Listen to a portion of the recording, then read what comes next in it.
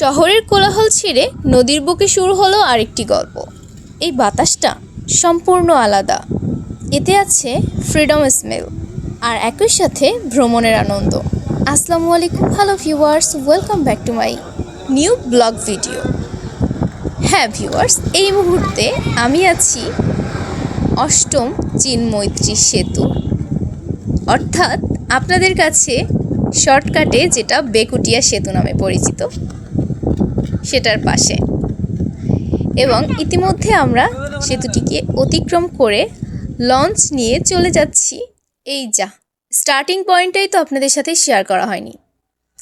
হ্যাঁ বন্ধুরা, আজকে আমরা স্বরূপকাঠি থেকে নৌভ্রমণে বের হব এবং সেটাই আজকে পুরো ভিডিওতে আপনাদের সাথে শেয়ার করব। লঞ্চ ভ্রমণে সূর্যাস্ত দেখেছি বহুবার, বাট সূর্যোদয় খুবই সীমিত। এবং দিস ওয়ান যেহেতু ভীষণ বোরিং লাগে শুধু শুধু বসে থাকতে, তাই আমরা লঞ্চের সেকেন্ড ফ্লোরের ছাদে এসে ভিডিও করতেছিলাম। এবং ওইখানে হচ্ছে লঞ্চের যে ড্রাইভার, তারা হচ্ছে লঞ্চ চালাচ্ছে। দূর দূরান্তে যেদিকেই চোখ যায় শুধু পানি আর পানি, আর অনেক দূরে দেখা যাচ্ছে সবুজ গাছপালা। প্রতিটা যাত্রারই একটা শুরু থাকে। সাধারণত নৌভ্রমণ বা নদী ভ্রমণের ক্ষেত্রে সেই যাত্রাটা হয় খুবই ধীরে। নদীর ঢেউয়ের শব্দের সাথে অন্যরকম একটা প্রশান্তি কাজ করে, যা কিনা শহরের কোলাহলে কখনোই অনুভব করা যায় না। এই যে রোদে ঝলমল করা নদীর ঢেউগুলো দেখতে কতটা সুন্দর লাগে, কতটা অপূর্ব লাগে, সত্যি চমৎকার।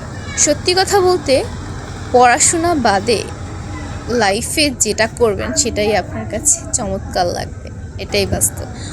সো ফ্রি টাইমে যত পারেন ট্রাভেল করতে থাকেন এবং লাইফটাকে এনজয় করতে থাকেন। এবং সব সময় একটা জিনিস মাথায় রাখবেন, যেই সময়টা আপনার থেকে চলে গেল বা আপনাকে ছেড়ে চলে গেল, সেই সময়টা কিন্তু কখনোই ফিরে আসবে না। আপনাকে ছেড়ে চলে যাওয়া একটা মানুষ আবার ব্যাক করবে, কিন্তু আপনাকে ছেড়ে চলে যাওয়ার সময় সেটা কখনোই ব্যাক করবে না। তাই সময়গুলোকে বাঁচিয়ে রাখুন এবং সময়ের সেরা মানুষগুলোকে নিজের জীবনে ধরে রাখুন।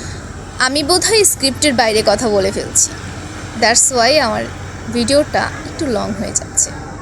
বাট রাস্তা তো ফুরাচ্ছে না, নদীপথও শেষ হচ্ছে না।